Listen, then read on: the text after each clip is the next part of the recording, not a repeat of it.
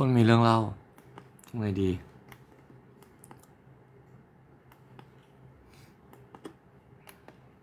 ต้องเล่า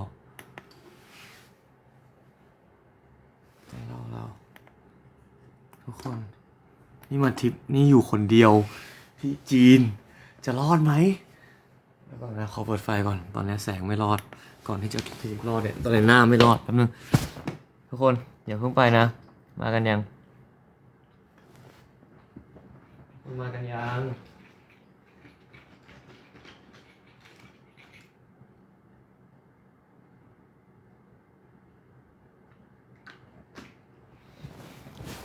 ยังหรอคือวันเนี้ยคือมาโซโล่คือไปกับฟังก่อนนะ ตั้งใจเล่าก่อนคือเพื่อนๆกลับไปแล้วตั้งแต่บ่ายสองใช่ไหมแล้วเต้ก็อยู่คนเดียวที่เมืองหนึ่งที่จีนเราก็ต้องย้ายไปอีกเมืองหนึ่งใช่ไหมแล้วทีนี้ยังไม่ทันเริ่มเลยคืออยู่ที่โรงแรมคนเดียวเราก็เรียกรถมารับเราคือที่เนี่ยแบบก็พูดสื่อสารกันไม่ค่อยรู้เรื่องใช่ไหมพอกำลังจะออกจากโรงแรมปุ๊บพนักงานวิ่งมาเลยพนักงานวิ่งมาบอกว่าเออเออมีบ็อกซ์แบบอันนี้แปลเป็นภาษาไทยนะนี่ใช้บุญแปลภาษาแล้วนะบ็อกซ์แบบเอาไปเขาถามว่าเอาบ็อกซ์อะไรสักอย่างไปหรือเปล่าแล้วก็บ็อกซ์อะไรวะเขาบอกในที่ข้างในมีผู้กันมีนู่นมีนี่เราบอกอ้าวก็คุยกับสกายว่าแบบตอนย้อนกลับนะครับ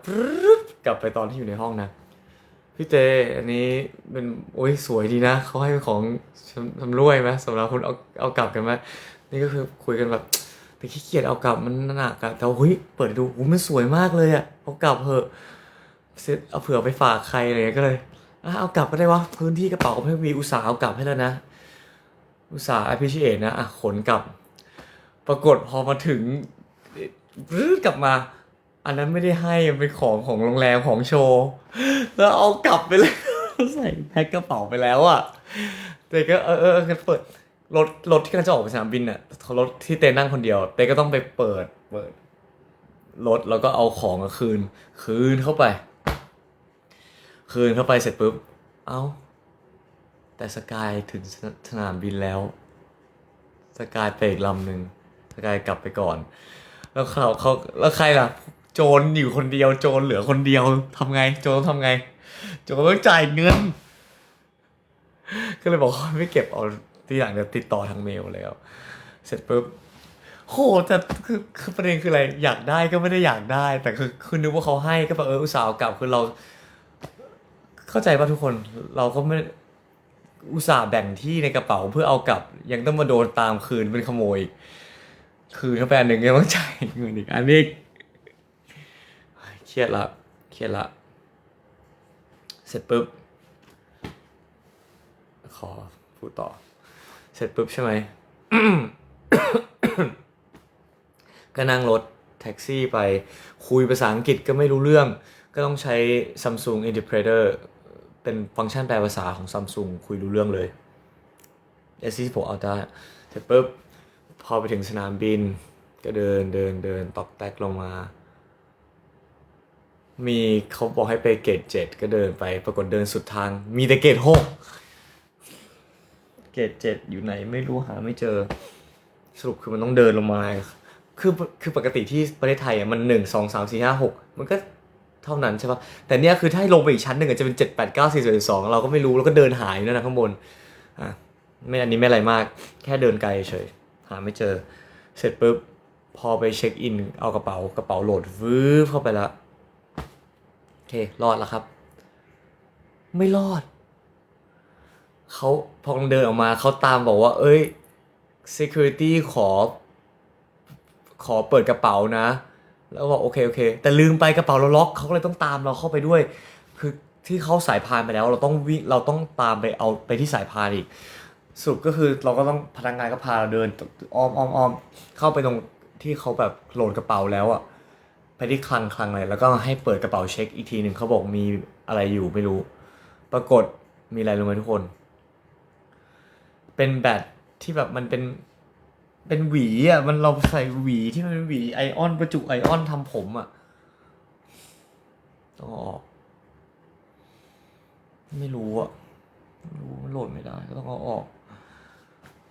มี power bank 5,000 มิลลิแอมป์อีก1อันก็เอาออก เสร็จปุ๊บเขาก็โอเคเสร็จแล้วเรียบร้อยปิดซิปล็อกกระเป๋าเอาไปโหลดใหม่กำลังจะเดินไปวิ่งมาตามอีกบอกขอเปิดอีกทีนึงมีอะไรอีกก็ไม่รู้เราก็เลยเดินกลับไปเปิดรู้ไหมคืออะไรแบตกล้องฟิล์มอันแค่เนี้ยอันเล็กๆแค่เนี้ยอันแค่เนี้ยกล้องคือเราอ่ะไม่ใช่แบตถ่านกล้องฟิล์มมันแค่เนี้ยก็เราเอากล้องฟิล์มมาแล้วมันจะแบตหมดง่ายไงเป็นถ่านอันจะได้ขึ้นเครื่องปะคุณกินอะไรหรือยังไม่ได้กินเลยครับหิวมากเสร็จปุ๊บอ่ะพอแบตก็เลยบอกเอามาก็ได้แล้วก็เอาแบตผ่านกันขึ้นเครื่องมาเอาใส่กระเป๋าเดินทางมาแล้วก็ขึ้นเครื่องไปพูดกับใครไม่รู้เรื่องเลยอ่ะแบบเครียดอ่ะมันเขาพูดภาษาอังกฤษฟังไม่ออกกันอ่ะเราก็ฟังเขาไม่ออกเขาก็ฟังเราไม่ออกพอเข้ามาในสนามบินก็ไม่มีอะไรแล้วมั้งไม่มีอะไรแหละก็ผ่านไปได้ด้วยดีโอเครอดก็ไม่เห็นมีอะไรเลยก็เดินทางคนเดียวที่จีนก็ไม่ได้ยากขนาดนี้ก็นั่งไฟดีเลย์1 ชั่วโมงก็คือกว่าจะถึงอ่ะที่จริงอ่ะเตแพลนจะถึงที่เมืองใหม่เนี่ยตอนทุ่มครึ่งแล้วก็กะจะแบบสักถึงโรงแรมสัก2 ทุ่มครึ่งแหละเดี๋ยวไปหาอะไรกินไฟดีเลย์1 ชั่วโมงถึงสนามบินถึงเนี่ย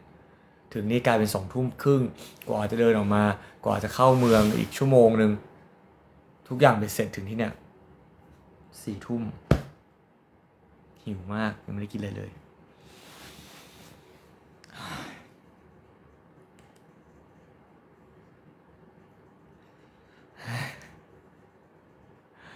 เอาไงอ่ะแล้วก็เนี่ยตอนนี้ยังไม่ได้กินเลยก็เลย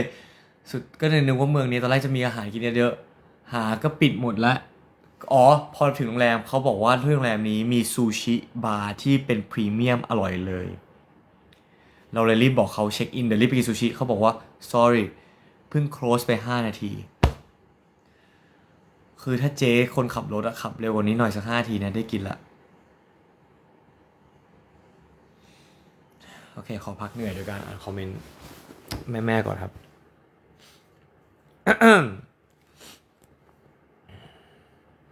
ใครไม่ได้ดู TikTok เดี๋ยวไปพิมพ์เล่าอีกทีในพอดแคสต์เลย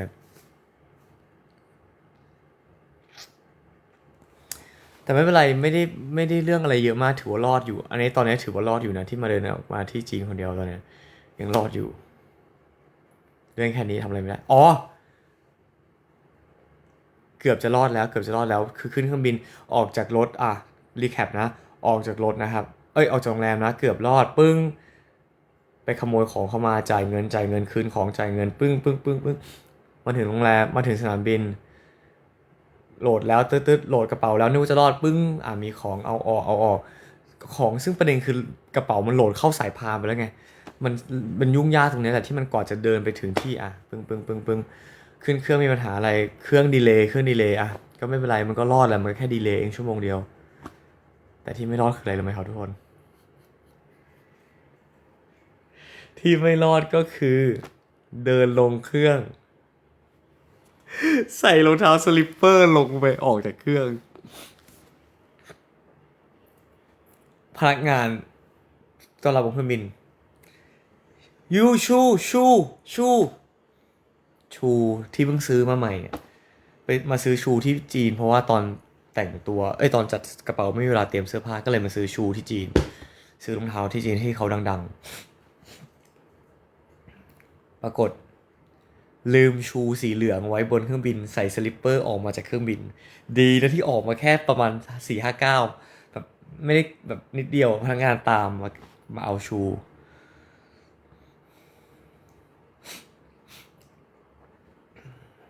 น้องเต้แม่ขึ้นป .3 แล้วนะครับลูกครับดีด้วยครับคุณแม่ป .3 แล้วแม่ป .3 เก่งมากเลยครับแม่จะได้เลือกสายแล้วใช่ไหมแม่จะเรียนสายวิทย์หรือสายศิลป์ครับ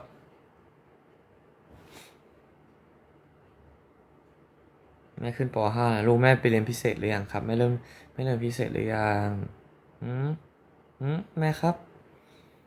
แม่เริ่มไปตึกอุหรือยังครับเลิศมากชีวิตพี่เตใช้กล้องอะไรถ่ายภาพที่ไล่เลยครับกล้องฟูจิครับผมเมมาแฟนไฮโอเคเรียงน้องตักแล้วอีกอย่างหนึ่งที่จะเล่าคือเดี๋ยวจะไปละเดี๋ยวถ้าเอางี้ถ้าข้าวมาสุดท้ายนะครับวันนี้ทั้งวันเนี่ยตั้งแต่บ่าย 2ไม่ได้กินข้าวเลยจนตอนนี้5 ทุ่มหิวมากเอ้ยไม่ใช่ไม่กินสิกินเบอร์เกอร์ไปที่สนามบินแต่มันหิวอยู่ดีอ่ะก็ถ้าสมมติเข้ามาส่งเมื่อไหร่เต้ค่อยปิดไลฟ์แต่ว่าจะเล่าอะไรอีกอ๋อ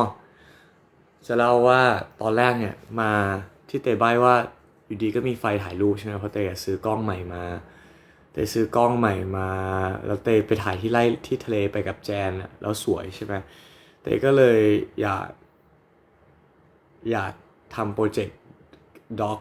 Dog's Eye View อีกทีหนึ่งเพราะปีที่แล้วเนี่ยทำโปรเจกต์ Dog's Eye View ใช่ไหมเป็นมุมมองของหมาตัวหนึ่งแล้วก็ไปเที่ยวต่างประเทศกับแมวมีแมว3 ตัวมีแมวพูวินก่อนที่ฝรั่งเศสใช่ไหมแล้วก็ไปกับนิววี่แล้วก็ไปกับนิววี่ต่อที่โซนยุโรปเลย2-3ประเทศฝรั่งเศสแล้วก็ไปยุโรปอีก3ประเทศใช่ไหมแล้วก็ไปจบกับแมวนนนท์ที่ทริปอังกฤษเป็นทริปที่ยาวนานมากอะจำได้ว่าก็เลยทำแบบทำโฟโต้ทำโปสการ์ดมาแบบมาให้ทุกคนแล้วก็เป็นฟีลร่วมโปรเจกต์ทำบุญด้วยกันไม่ไม่ได้เงินเลยรายได้ทั้งหมดเอาไปบริจาคให้แบบมูลที่ตาบอดแล้วก็นู่นนี่นั่นจำไม่ได้ละปีนี้เนี่ยก็เลยตั้งใจจะทำอีกทีนึงใช่ไหมกะจะถ่ายแล้วทีเนี้ย ที่นี่ลมแรงนิดนึงครับอาจจะแบบเป็นหวัดนิดหน่อย เพราะว่า อยู่ที่กรุงเทพพักผ่อนน้อยแล้วก็มาเที่ยวเลยโอเคพี่เตยไปกับไปที่นี่อยู่คนเดียวครับมาทริปคนเดียวแต่ว่าทริปที่แล้วมีเพื่อนหลายคนนี่ครับทุกคนจะพูดไปแล้วขอไปสั่งกระบุกเอาเลย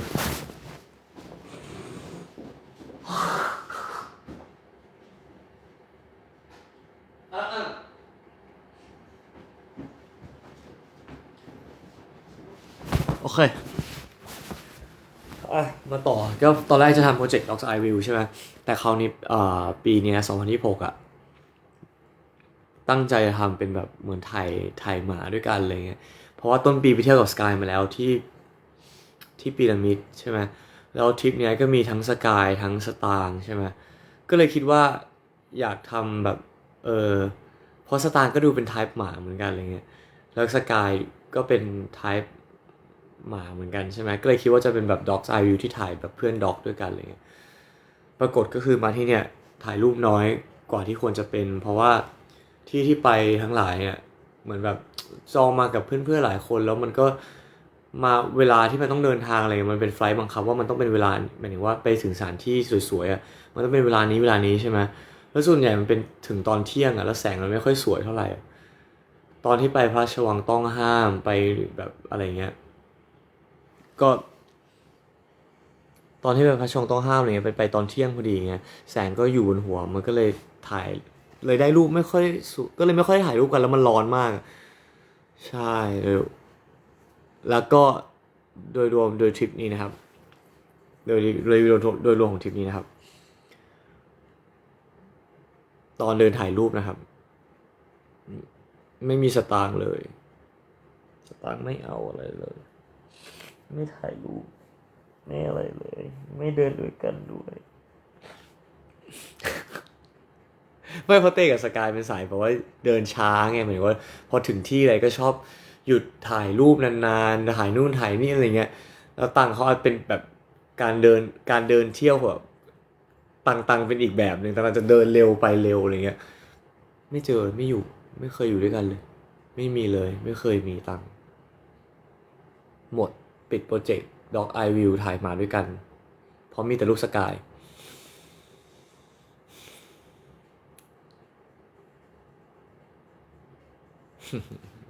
ปิดคณิตกินข้าวอย่างลูกยังไม่กินเลยครับลูกรอข้าวสุกก็คือ กินข้าวโรงแรมเพราะตอนแรกกะจะไปกินข้างนอกเมืองแต่ว่าเขาบอกปิดหมดแล้ว5 ทุ่มอุ๊แมวตะปบหน้าทำไมลูกเขาเดินช้าขึ้นเลยครับเมื่อกี้ไม่ได้อ่านคอมเมนต์เลยเท่าไหร่เลยใช่ที่อีกอย่างที่สตางค์เดินเร็วเพราะสตางค์ไม่ค่อยชอบโดนแดดนานด้วยแหละคือเตกับสกายแบบเป็นสายแบบเดินไปเถอะหมายถึงว่าสายแบบตากแดดไปแต่ว่าสตางค์เขาเป็นสายแบบแบบเขาจะหลบแดดอยู่ตลอดเขารักษาหน้าแบบหมายถึงว่าน้องเพิ่งแบบมันทำรักษาหน้าด้วยมาแล้วก็นี่แหละก็เหมือนการเดินมันไม่บุญไม่ต้องกันตอนเดินนะง่ายๆก็เลยไม่ค่อยได้เดิน ไม่มีรูปตังเลยไม่เคยมีแล้วถึงจะถ่ายให้ตังก็ใช้มือถือตังถ่ายให้ตังเองก็เลยกล้องเตเลตรูปตังน้อยมาก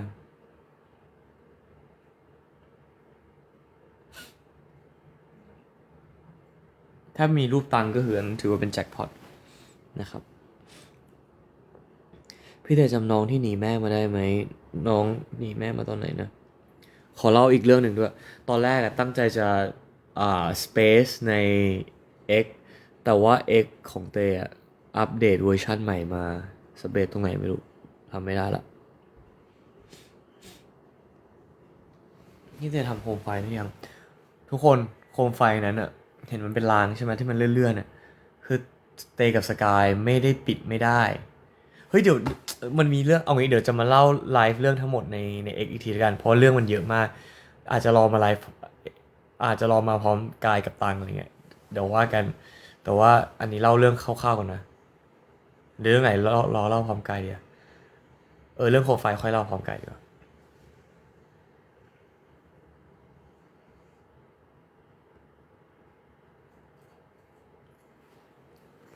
เฮ้ย Running Man อยากเมามากเลยทุกคนแต่จะไม่ใช่ตอนนี้ได้ไหมมันจะเมานานเพราะ Running Man มันต้องพูดยาวอะ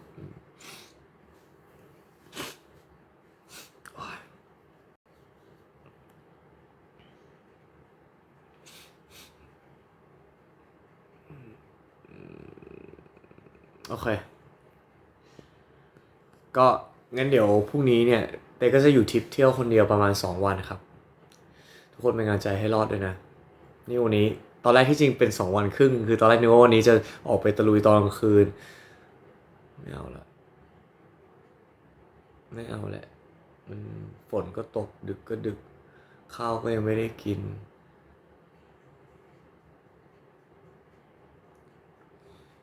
โอเคได้ครับงั้นเดี๋ยวมีเรื่องอะไรจะเล่าอีกนะก็สรุปก็คือโดยรวมก็คือปิดโปรเจกต์ Dog's Eye View หรือถ้าปิดก็คือปิดปิดแล้วมั้ง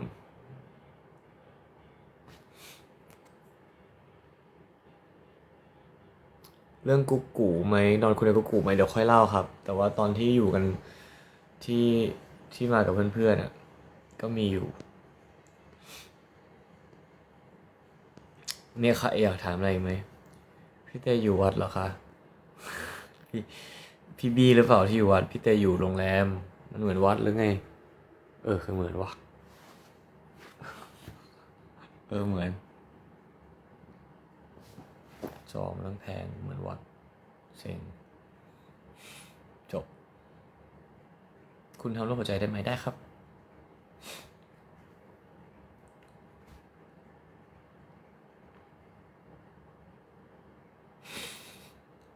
อยู่ไหนค่าอยู่ลาวเหรอลาวอะไรละจีนผมว่าอยู่จีนนี่ฮาวเรากงพี่เตมาเที่ยวแล้วก็ถ้ามี3 ขยักครับทริปนี้ขยักแรกนะครับเตมาเที่ยวกับเพื่อนก่อนไปแบบพวกไป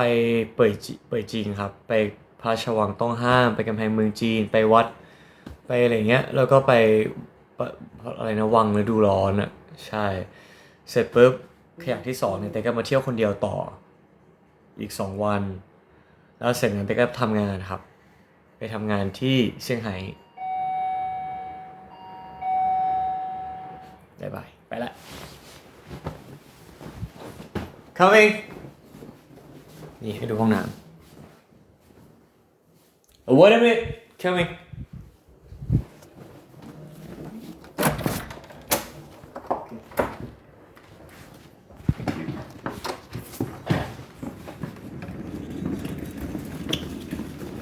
Oh, oh, there's someone. The Oh, other someone is here. counter, Okay, thank you. need to pay. So I have to pay now, right? Oh, okay. Okay, so I pay by card. Okay.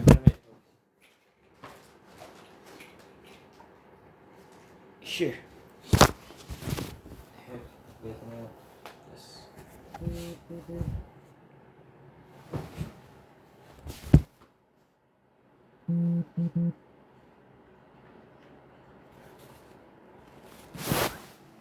เดี๋ยวอยู่กินข้าวด้วยกันเลยแล้วกันทุกคน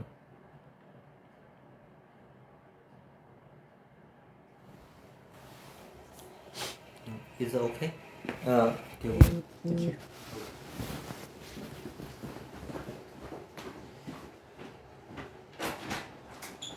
ไปโอเคไหนๆก็ไหนๆละให้มันสุดๆไปเลย มาเที่ยวต่างประเทศ ในเมื่อมันดึกขนาดนี้แล้วหาร้านกินมันปิดหมดแล้ว ก็กินสุขภาพไปเลย ไม่ต้องกินแล้วอร่อยสุขภาพไปเลยอาหารโรงแรมด้วยสุขภาพด้วยล้างมือก่อนเดินทางมาน่าจะมีเชื้อโรค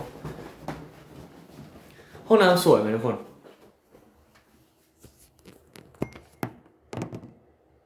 อืม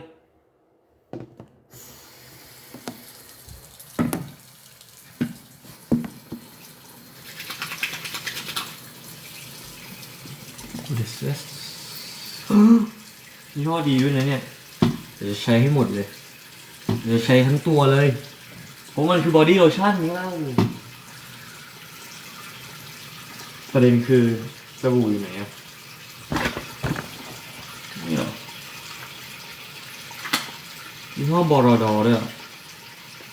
ติ๊กต็อกไม่ได้ขายครับไม่ได้ขายใช้ของโรงแรมไม่ได้ขายสบู่อยู่นะครับ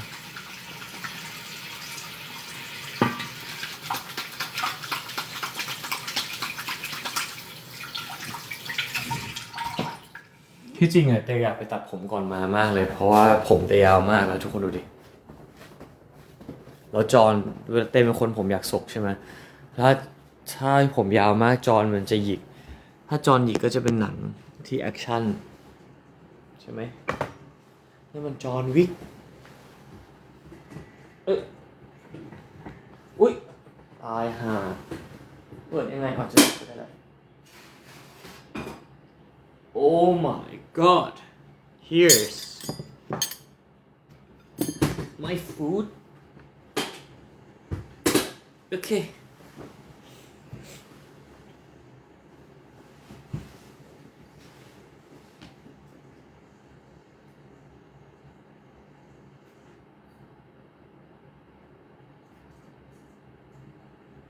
ปิดไฟหมดยังไงอ่ะได้แค่นี้แหละมั้งโอเค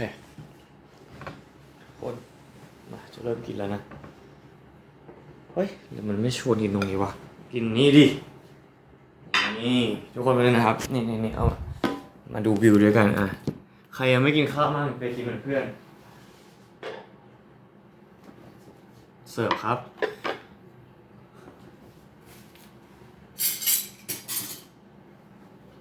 นี่ครับไหนๆนะครับเราก็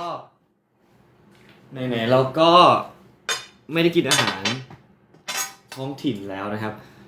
เราก็กินอาหารดีๆไปเลยกลางคืนหมายถึงว่าเรากินอาหารสุขภาพไปเลยมันดึกแล้วเราไปฟิตเนสต่อดีกว่ามาเที่ยวยังไงให้เหมือนอยู่กรุงเทพ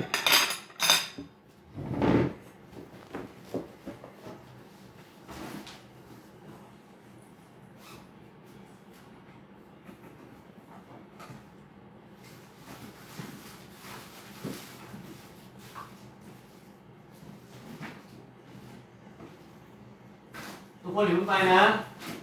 ไปยังอ่ะขอหยิบของแป๊บนึง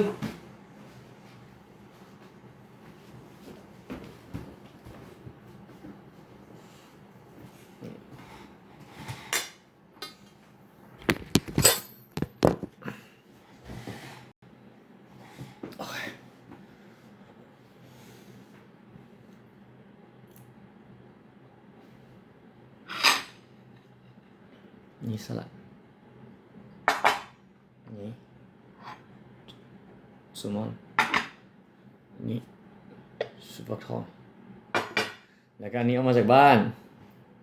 ปุ้มปุ้ยแจ่วบองไอเลิฟติ๊กต็อกปุ้มปุ้ยแจ่วบองโอ๊ยไม่ใช่คิดถึงเมืองไทยอ่ะอ๋อ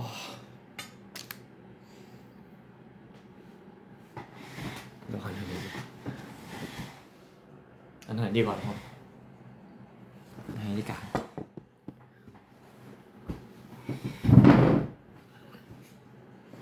โอเคโอ้ยผมเข้าตามาถึงมันจะเป็นอาหารสุขภาพแล้วเราก็ว่าน่ากินนะนายความหิวของคนมันไม่ปราณีใครหรอกนะซอสเห็ดหรอกินเจียวบองดีกว่า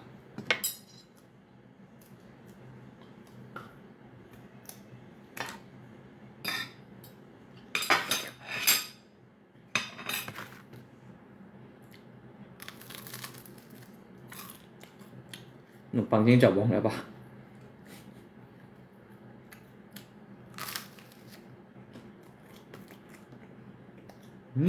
อร่อยนะ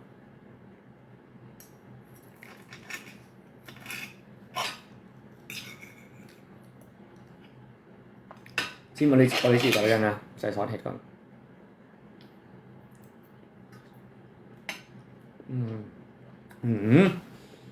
ของงามจริงเนี่ย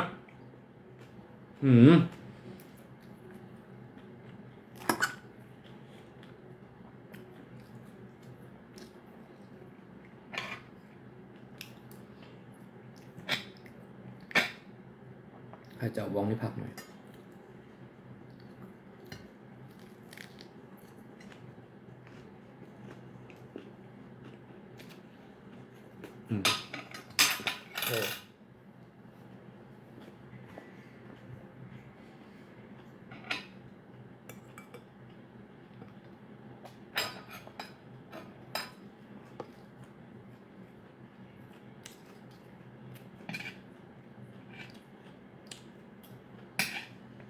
เจียวบอง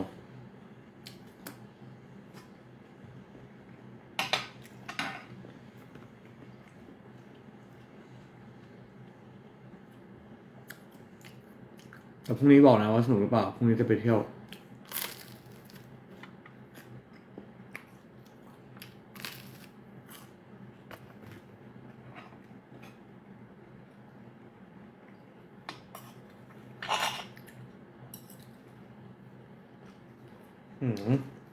แซลมอนอร่อยอ่ะอร่อยอ่ะเฉลยดีวันนี้คือนอร์เวย์ที่นี่ไม่ใช่จีนนะก็จีนนี่ทำไมแซลมอนสดจังจีนก็มีแซลมอน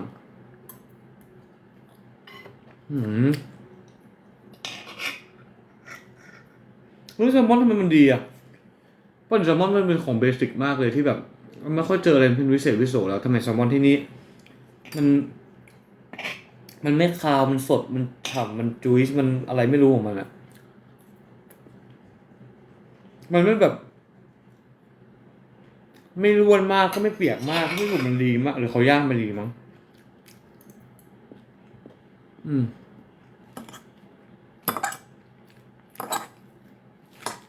อยากกินผักต่อ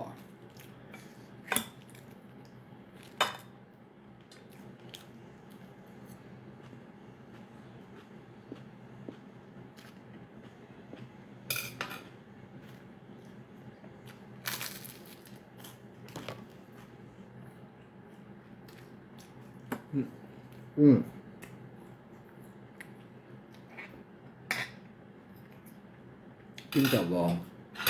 เฮ้ยอันนี้บางเจียวบองได้ไหมผักชอบแย่งซีนเพื่อน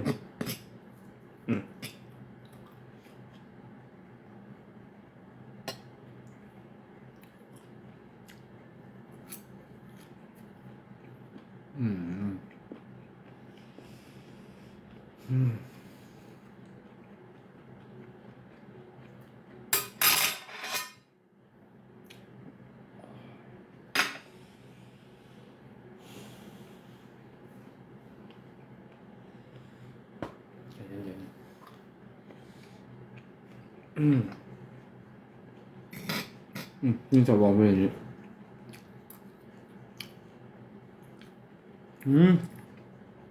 อร่อยอ่ะอร่อยติ๊กต็อก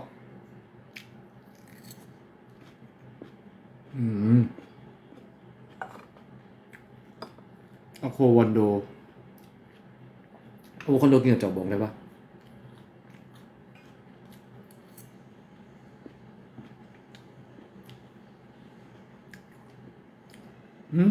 รส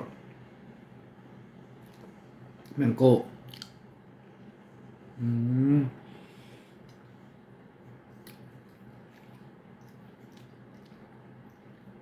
มันดีกว่าที่คิดอ่ะ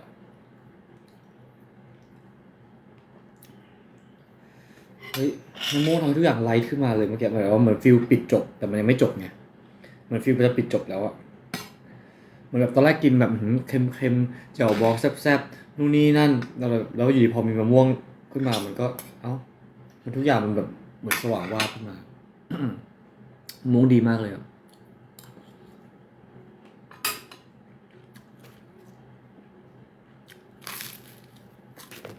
ให้ดูเขามีเกล็ดอะไรไม่รู้ตรงนั้นอันนี้แจ่วบองนะครับนี่เขามีเกล็ดขนมปังอะไรมันอร่อยดีอะ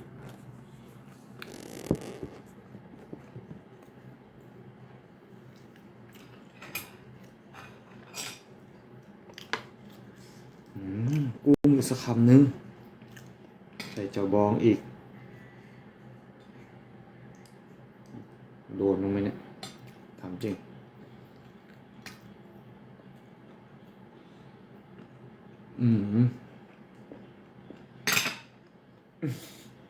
รับไปถึงก็ทำมาข้อมูลที่ซื้อกับที่ขอก่อน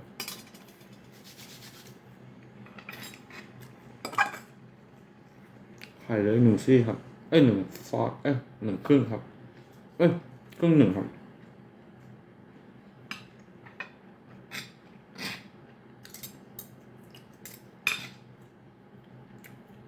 มันยังไม่ค่อยเห็นเลยช่วงนี้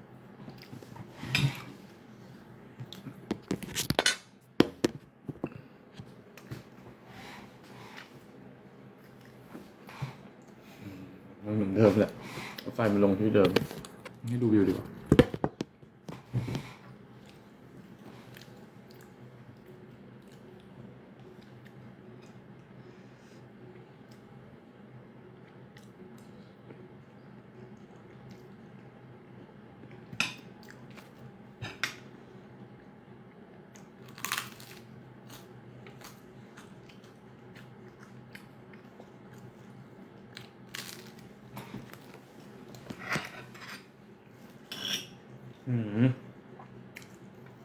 ตอนเด็กอะแต่เป็นคนกินคำเล็กมากยิ่งถ้าอะไรแบบ ถ้าอะไรที่ชอบนะจะกินคำเล็กมากเพิ่งมาเข้าวงการการกินคำใหญ่ตอนโตแต่ก็ไม่ได้กินคำใหญ่ตลอดนะคือนานๆทีกินคำใหญ่มันก็ฟินเหมือนกันแต่ปกติอะจะหั่นตลอดเลยให้มันแบบคำเล็กๆ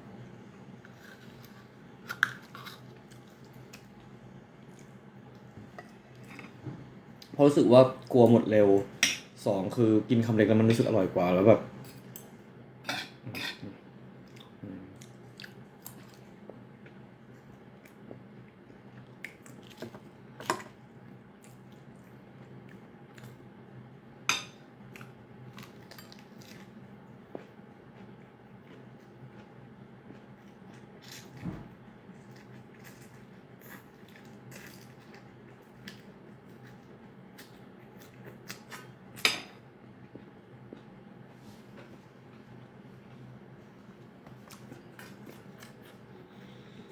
ไม่ใครถามเลยถ้าไม่ใครถามเรา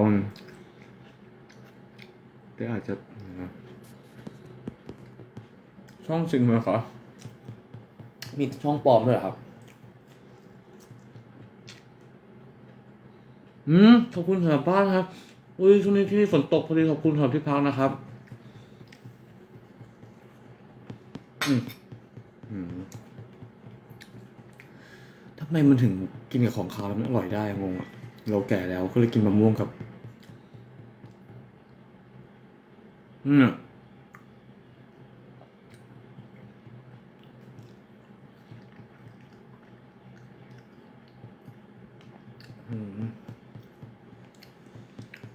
ปกติเต้ไม่ค่อยชอบอะไรพวกแบบตำข้าวโพดหรือตำผลไม้อย่างเงี้ยแต่จะไม่ค่อยกินอาหารผลไม้ของคาวแต่อันนี้ทำไมวันนี้มันอร่อยวะหรือเพราะเราหิวปลาเนื้อขออีกคำใหญ่สักคำหนึงเถอะวะเล็กละ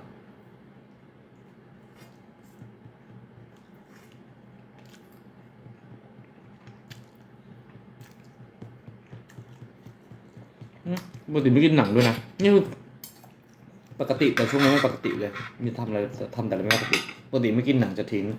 แต่อันนี้ขอหน่อย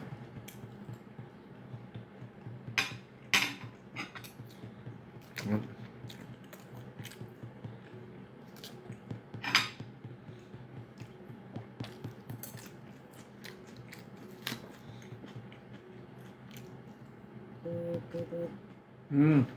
ผมหมวกครับ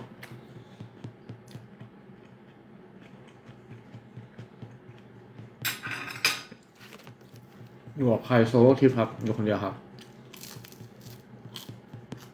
เมื่อกี้จะมีอยู่2 คนแป๊บหนึ่งคือพนักงานเสิร์ฟแล้วก็ออกไปละถ้าวันนี้ยิกตอกใจดีอ่ะปกติเวลากินโชว์อยู่จะชอบแบน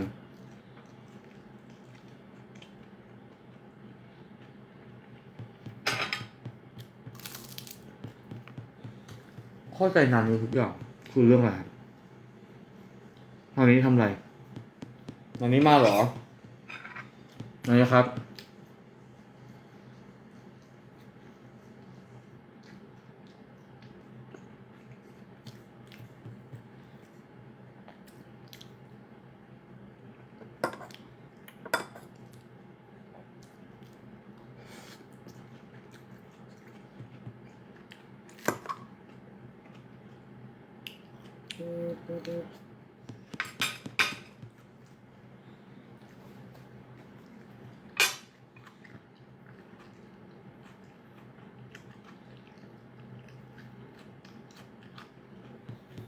อืมนันนี้บอกพี่เตยกินน่าอร่อยนันนี้ชอบนั่งเฉยๆแล้วดูเตยกินเงียบๆอ่ะแล้วก็ยิ้มอันนี้ไม่กินหรอกอันนี้ดูทำไมล่ะครับอันนี่ต้องกินด้วย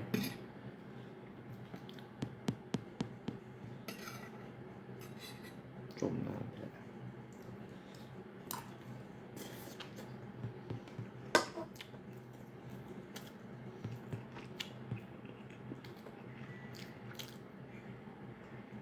มีข้าวติดผมพี่เต็มไม่มีข้าวเลยนะมีข้าวตรงไหน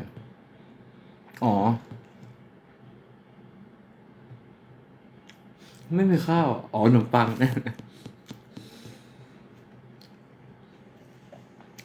แอคจริงไหมคะแอคจริงครับ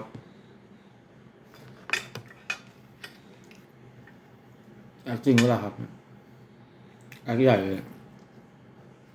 ไม่ใช่แอคจริงนะแอคใหญ่ด้วย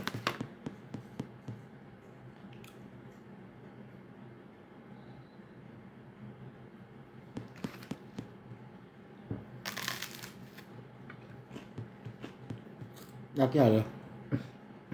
แอคจริงปะล่ะ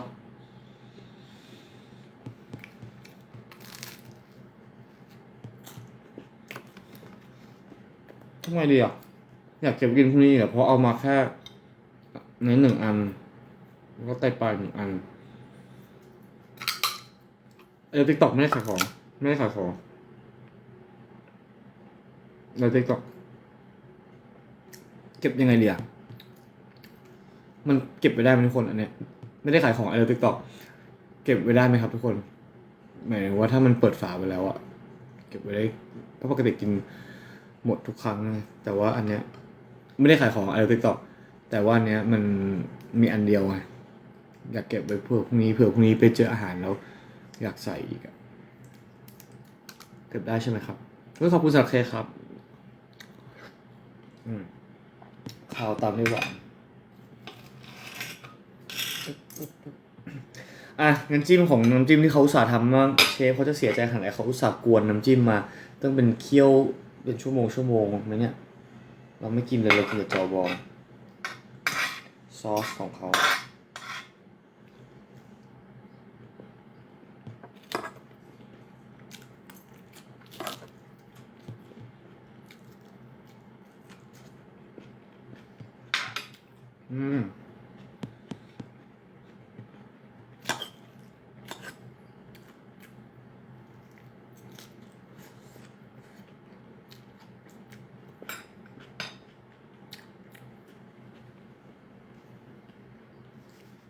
อร่อยไหมครับพี่เตอร่อยครับอร่อยกว่าที่พี่เตคิดไว้เยอะเลย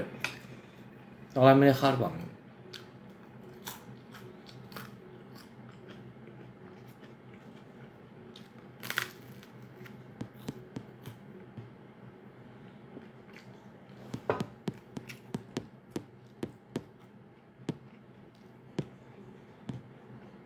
อุ๊ยอย่าลืมกินซุปนะคะลืม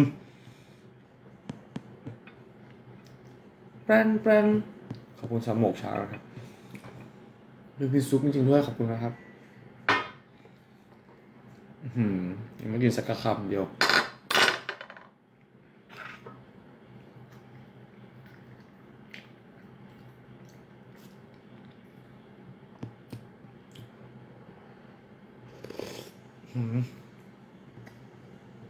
ร้อน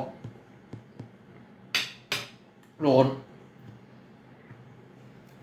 พึ่งเลยพึ่งแดดพึ่งแอร์ก่อนมันนึงร้อนเกิน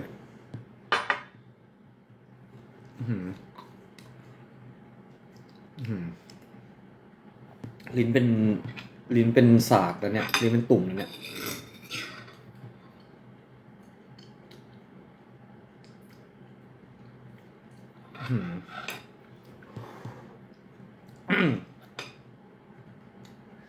โอเคไปกินคำสุดท้ายแล้วเดี๋ยวจะไปละเดี๋ยวจะได้กินแบบคนเดียวจะได้กินแบบเยอะคำใหญ่ๆหรือไม่ต้องอายใครละนี่กินคำเล็กๆให้ดูก่อน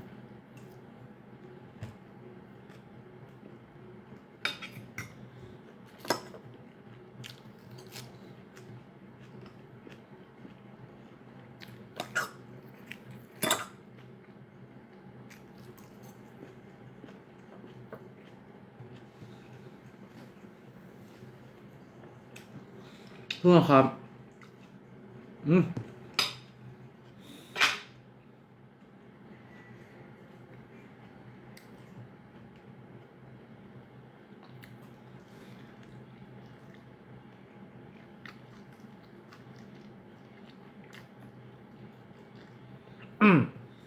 ใครยังไม่ดู Running Man โทษครับใครยังไม่ดู Running Man ไปดูกันเร็วเป็นอีกหนึ่งงานที่เตแบบภูมิใจแล้วก็รักมากเลยอะแบบก็เป็นโปรเจกต์ใหญ่ที่รู้สึกว่าทำงานกับทุกคนนอกค่ายหมดเลยแล้วก็โอกาสที่จะเจอแบบ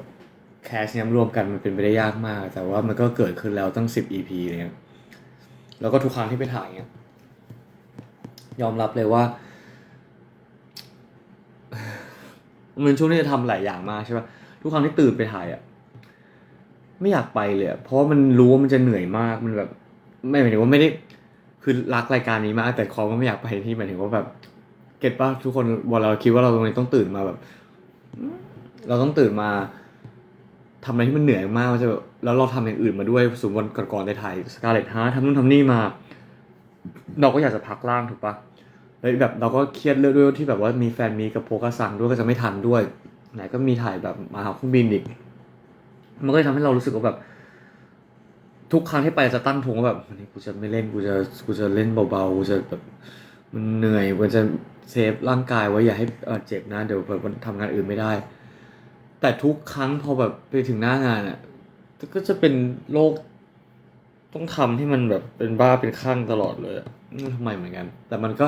สุดท้ายเราดีใจนะแต่รู้สึกว่าถ้าเราทำตามที่เราตั้งไว้ว่าเราจะทำไม่เต็มที่อ่ะเราจะเราจะเสียใจทีหลังอะแต่ ตอนแรกที่คิดไว้คือจะแบบว่าจะแค่นี้พอจะแค่นี้พออย่างเงี้ยสุดท้ายมันคือทำแบบด้วยสัญชาตญาณอะอย่างเดียวเลยฝนตกหนักมากเลยเหรอครับออกมาถึงที่กรุงเทพใช่ไหมครับ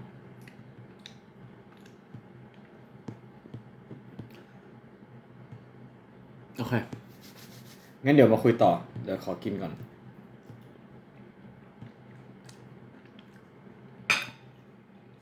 อะไร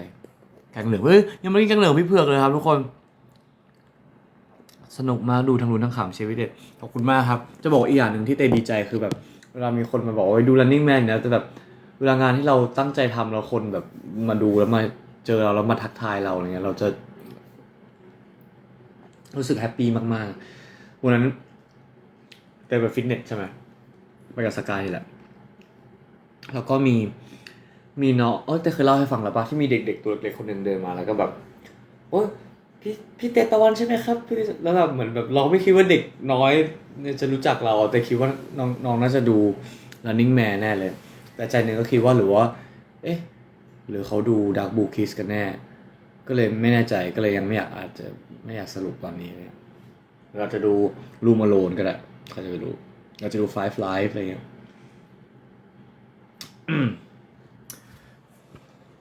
แล้วตอนที่แบบเหมือนเราถ่ายกันใช่ไหมก็ชอบพูดติดตลกว่าแบบเนี่ยเวลาเป็นแผลเราจะถ่ายรูปรวมกันตลอดเลยแบบว่าถ่ายรูปรวมกันที่แบบเนี่ยเป็นแผลเจ็บตัวก็แล้วก็ถ่ายรูปแล้วแกล้งใส่ๆว่าจำความเจ็บนี้ไว้นะถ้าเขาติดต่อซีซั่น2อ่ะจะได้คิดก่อนรับอะไรเงี้ยแต่เต้เชื่อว่าสุดท้ายถ้ามีจริงๆอ่ะทุกคนจะอยากกลับมาเจอกันอีกครั้งอะไรเงี้ยแบบพอจบไปแล้วคือเต้อะผ่านการทำอะไรที่เป็นลักษณะอย่างเงี้ยมา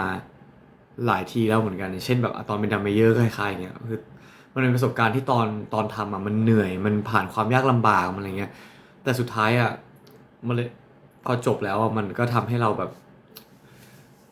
อินกับสิ่งที่เราทำมากๆมันแบบมันผ่านเวเวลาผ่านเรื่องเลวร้ายอะไรเหมือนผ่านเรื่องยากลำบากมาด้วยกันอ่ะเราจะมีแบบประสบการณ์ร่วมบางอย่างที่มันทำให้เราผูกพันกันมากขึ้นอะไรเงี้ยเตเลยชอบเหมือนเวลาไปเที่ยวอย่างเงี้ยถ้าไปทริปที่แบบสบายๆกับเพื่อนเนี่ยมันก็ไม่ค่อย memorable เท่าไหร่ไม่ค่อย memorable เท่าไหร่แต่ว่าถ้าสมมติเป็น ไปที่แบบที่มันลำบากยากเนี้ยมันจะจำไปแบบมันจะจำได้แบบไม่ลืมเลยอะไรเงี้ยแต่เราจะสนิทกันมากขึ้นด้วยเวลาหลังจากกลับจากทริปอะไรอย่างเงี้ยนะก็เลยรู้สึกชอบครับอืมอืม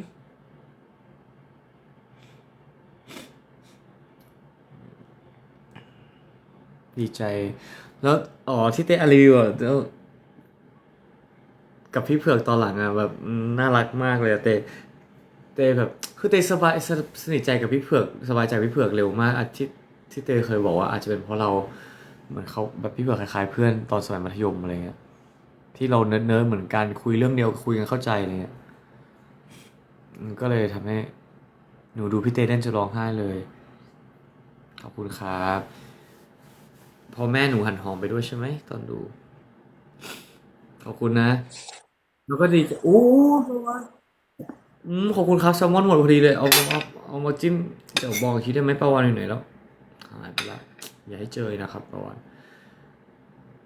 ใช่ซ่อนตัวเก่งมากงั้นเดี๋ยวไว้มีอีกไลฟ์หนึ่งเตอุทิศเพื่อการพูดเรื่อง Running Man อย่างเดียวดีกว่าเพราะ อยากพูดเยอะๆแต่ว่าตอนนี้มันดึกแล้วทุกคนน่าจะไปกันหมดแล้วแต่ว่ามันเป็นประสบการณ์ที่ดีมากๆจริงๆทุกคนเออสำหรับเตเป็นคนชอบอะไรอย่างเงี้ยเหมือนที่เตบอกเราเมื่อกี้บางคนอาจจะไม่ชอบใช่ไหมบางคนอาจจะรู้สึกว่าแบบไม่ชอบมันทำอะไรเหนื่อยๆเกินไปแล้วมันก็อะไรหรือเที่ยวเหนื่อยๆก็จะเที่ยวก็ต้องสบายแต่สำหรับอันนี้ถ้าส่วนตัวเตไม่ได้ตอนตอนลำบากก็ไม่ได้อยากลำบากนะแต่รู้สึกว่าถ้ามันผ่านไปได้แล้วเราชอบแต่ตอนนั้นเราก็ประสบภัยเหมือนกัน ขอบคุณมากครับขอบคุณทุกคนที่ติดตามที่แบบที่จะบอกอ่ะเมื่อกี้พูดไปอย่างนะเหมือนแบบมันกำลังซึ้งอยู่ก็เลยลืมว่าเวลาแบบเจอคน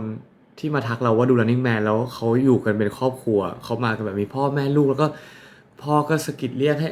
ลูกไปถ่ายแบบเหมือนเรียกให้ลูกไปถ่ายกับเราอะไรเงี้ยแล้วพ่อเขาก็ส่วนใหญ่จะเป็นที่ผ่านมาที่ได้ทำงานมาเหมือนเราก็ทำงานที่เด็กวัยรุ่นก็จะรู้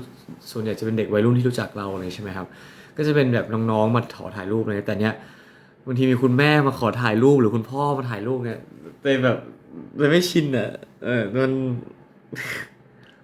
มีฟันติดผักใช่ไหมไม่ชินอ่ะมันก็เลย appreciate เป็นพิเศษครับ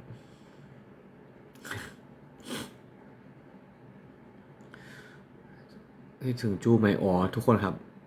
ไปกดดันจู้หน่อยจู้เม็ดใส่ไปครับ คือเตอะจู้เขาเป็นเทพแห่งการช้อปปิ้งแห่งการรู้ของใช่ไหมแล้วทีนี้เตก็ไปขอร้านเขาแล้วทีเนี้ยเขาก็พิมพ์มาให้เตใช่ไหมแล้วพอพิมพ์มาให้เตอยู่ดีๆอ่ะเตเขาก็อันเซนคือตอนแรกเขาพิมพ์อะเตบอกขอร้านขอไปจะเดินเล่นเดินที่นี่ช้อปปิ้งแล้วก็จะหาแบบอะไรเงี้ยชุดมีแนะนำไหมเขาก็พิมพ์มาใหญ่เลยเป็นตอนที่พิมพ์มาเหมือนเป็นฟิลน้องจูคนเดิมเมื่อประมาณ2-3 ปีที่แล้วคือแบบหาให้เราอย่างดีเลยปึ๊บ อยู่ดีๆพอเราพิมพ์ตอบขอบคุณนู่นนี่นั่นอะไรอันเซน แล้วบังคับให้โอนเงินมาล้านละหมื่นตอนนี้ก็ยังไม่ส่งมาเลยจนตอนนี้ก็ยังไม่ยอมส่งมาแล้วก็แบบเหมือนเล่นไมค์เกมใส่เลยบอกว่านี่คือการลงโทษบ้าเลยกูทำอะไรผิดเป็นบ้าเปล่าฮะอยู่ดีอยู่กันแล้วคือมันจะบังคับให้เราต้องพูดดีๆกับมันแล้วซึ่งแต่จริงเตพูดดีๆกับเขาตลอดเขาอะชอบแบบเล่นไมค์เกมทำเป็นแบบ เขาชอบดึงให้เตโมโหในสิ่งที่เขาทำเพื่อให้เตแบบเหมือนเขาพยายามจะบอกว่าเตเป็นคนใจร้อนและขี้อาละวาดทั้งที่จริงมันไม่ใช่เลยแต่เขาอะชอบทำให้เตเป็นอย่างนั้นทุกเข้าใจใช่ไหมจนตอนเนี้ยพวกเนี้ยถ้ากูว่างนะมึงโดนแน่ส่งมาดูดิเอ้ยถ้าเราว่างนะมันไม่ได้หาที่ไว้ก็ส่งมาเร็วๆพูดก็พูดไม่ค่อยถนัดน้ำมูกเยอะเร็วอย่าให้ต้องขึ้นนะ จริงๆมันยังไม่ได้ส่งอะไรมาเลยมันแค่ส่งมั่วๆมาแล้วอันเซนไปเข้าวงการได้ไงเขาคลาสและต้องเรียนคณะไหนครับพี่เตเข้าวงการจากการที่มีคนมาเจอตอนที่เตเป็นดัมเมเยอร์ครับของมหาลัยแล้วก็พี่เตเรียนเศรษฐศาสตร์ครับ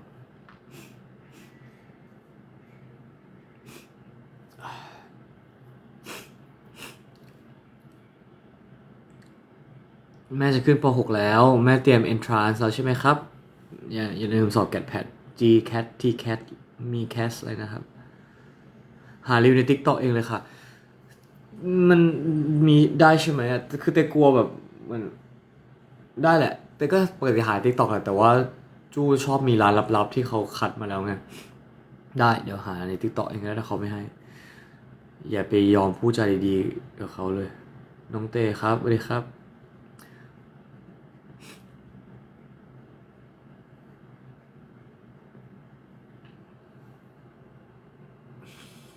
ถ้าเป็นแฟนพี่ต้องเรียนวิศวะไหมทำไมอ่ะทำไมอ่ะ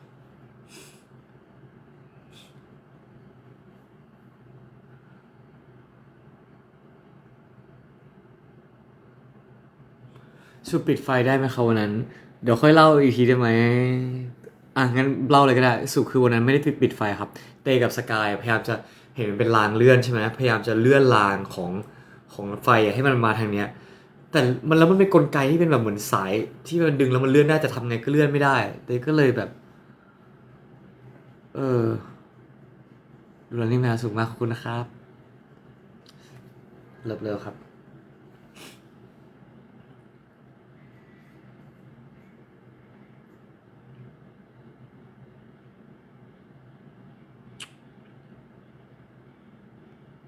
พี่เตงอยู่ต่างประเทศอยู่นะครับยังไม่ได้กลับไทยเลย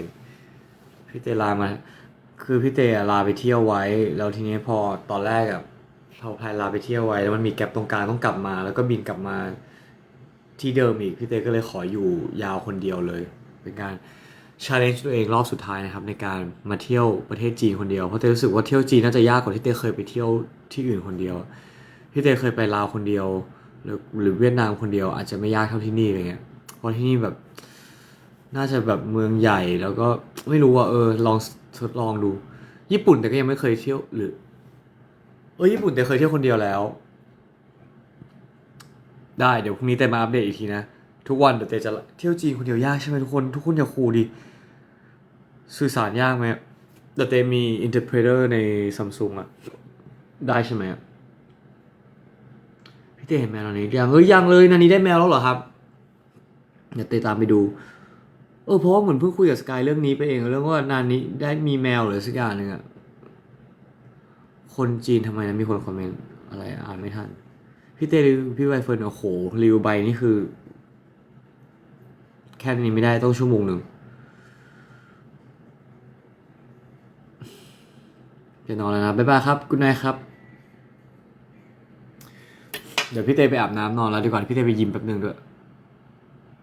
อะไรอ่ะพี่เตควรจัดทอล์กโชว์สักครั้งมีใครแนะนำที่ต้องเที่ยวจีนต้องทำอะไรไหมใช่จีนเมืองใหญ่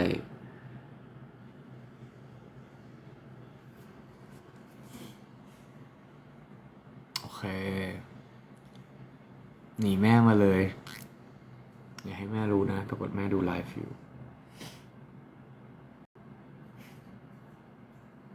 พี่เตจะไปยิมแป๊บหนึ่งแล้วค่อยนอนครับพี่เตหน้าคล้ายพ่อหนูเลย แล้วพ่อหนูก็เอาเรื่องอยู่นะหล่อใช่ไหมล่ะใครอ่านหนังสือก็ตั้งใจอ่านนะครับ ช่วงนี้คนวนกลับไปดูดาร์กบูเคเยอะมากจริงปะเนี่ยทำไมอะครับ เกิดอะไรขึ้น โอเค งั้นเดี๋ยวค่อยมาคุยกันนะ เดี๋ยวเตไปฟิตเนสแล้วก็อาบน้ำนอนละ ใครพรุ่งนี้มีเรียนมีทำงานก็สู้ๆนะครับ เป็นกำลังใจให้ ก็ที่จีนอากาศดีมาก เขาแก้ปัญหา PM 2.5 ได้แล้ว จากความเข้มงวดของรัฐบาลที่จัดการเรื่องของแบบตัวปัญหาเขาเรียกว่าอะไรเดี๋ยวต้นต่ออะจากสมมติเรื่องการขนส่งเรื่องลดควันดำรถเมล์อะไรเขาก็เปลี่ยนเป็นรถไฟฟ้าซะเยอะมากแล้วคนอยู่เขาก็แบบเทคโนโลยีเขาไปไกลใช่ไหมแล้วเขาก็ย้ายโรงงานพวกที่แบบปิดโรงงานย้ายไปนอกเมืองโรงงานที่มันจะก่อนู่นนี่นั่นอะไรเงี้ยแต่ของบ้านเราก็ อาจจะมีเรื่องทั้งเรื่องการจราจรเรื่องขนส่งด้วยแล้วก็มีเรื่องเผาด้วยไงประเด็นคือเรื่องเผาเนี่ยแหละมันยากอะใช่ไหมไหนจะเผาเขาเผาเราเผาต่างประเทศขอให้อากาศประเทศไทยดีเร็วๆนะครับแต่ว่าอากาศเป็นสิ่งสำคัญมากแบบสุดๆมันเป็นพื้นฐานมากๆโอเคบ๊ายบายครับคุณนายครับแต่ไปกินต่อก่อนเดี๋ยวกินซุปฟักทองด้วยบ๊ายบาย